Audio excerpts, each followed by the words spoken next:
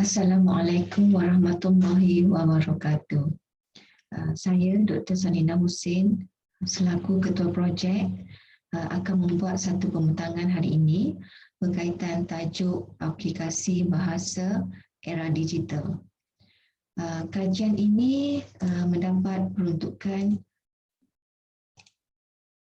daripada UC Putra Malaysia di bawah projek bertajuk pembelajaran bahasa asing melalui perkakasan elektronik berasaskan Android. Saya dibantu oleh dua orang rakan penyelidik iaitu Dr. Muhammad Zulkifli Ismail dan juga Puan Wei Billy, di mana mereka membantu saya dalam membangunkan aplikasi bahasa ini. Fokus utama kajian ini adalah untuk membangunkan satu aplikasi bahasa baharu dengan mengambil kira bahasa Melayu sebagai pilihan dalam kalangan pelajar antarabangsa. Jadi hal ini secara tidak langsung dapat memperkenalkan bahasa Melayu di peringkat antarabangsa.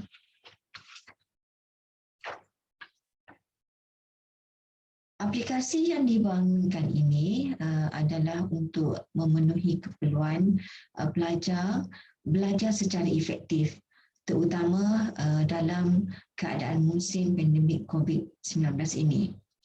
Oleh demikian, aplikasi ini bukan dibangunkan untuk tujuan bersaing, tetapi lebih kepada menjadi tambahan kepada aplikasi sedia ada untuk pelajar-pelajar membuat rujukan ataupun ulang kaji. Sebelum projek aplikasi ini dibangunkan, kumpulan saya ada membuat tinjauan rintis dengan tujuan untuk mendapatkan maklum balas daripada responden. Jadi hasil daripada maklum balas yang diterima kita dapat lihat di sini di dalam setiap jadual yang dipaparkan ini menunjukkan bahawa setiap aplikasi mempunyai fokus dan kelebihannya yang tersendiri.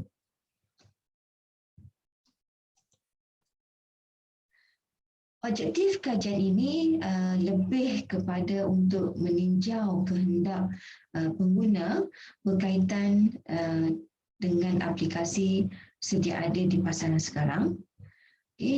Dan rentetan daripada itu, kajian ini juga berfokuskan untuk membangunkan satu aplikasi baru berkaitan tentang pembelajaran bahasa asing.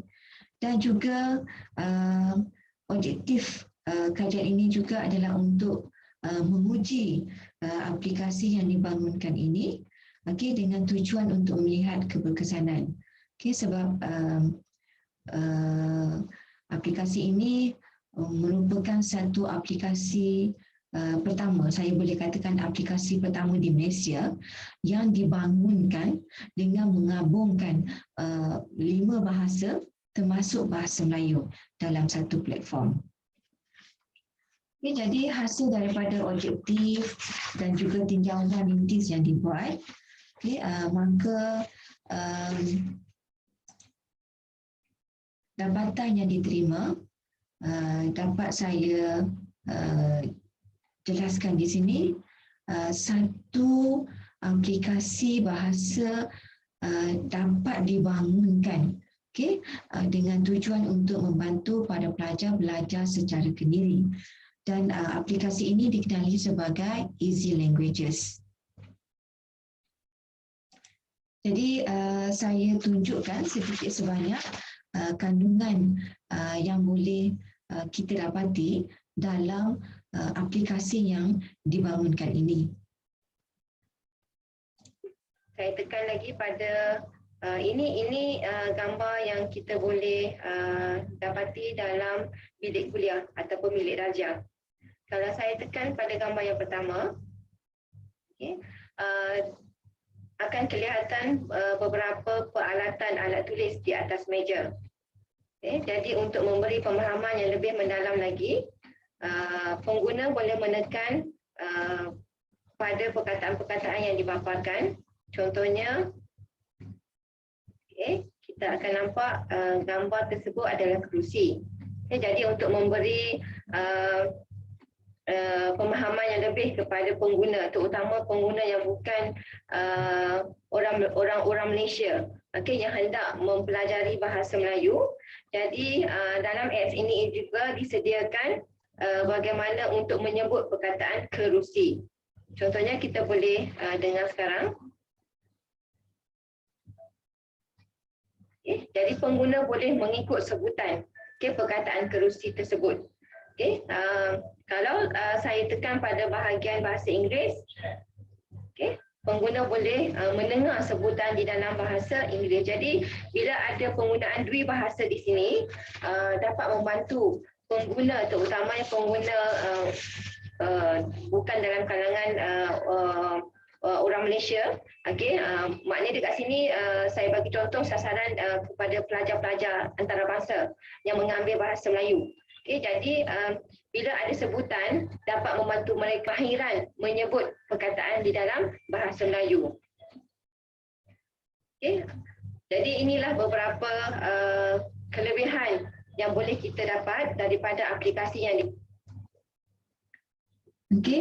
jadi itulah sedikit sebanyak bagaimana gambaran aplikasi yang dibangunkan ini, di mana para pengguna boleh memilih pilihan bahasa yang hendak dipelajari, dan salah satunya adalah bahasa Melayu. Jadi dengan adanya penggunaan bahasa Melayu dalam aplikasi yang dibangunkan ini, menampakkan sedikit kelainan aplikasi ini dengan aplikasi yang sedia ada di pasaran. Bagi tujuan penerbitan pula, projek saya dan rakan-rakan pendidik yang lain ini berjaya menerbitkan satu kamus bergambar dalam 6 bahasa, iaitu dalam bahasa Melayu, Inggeris, Sepanyol, Arab, Jepun dan juga Cina.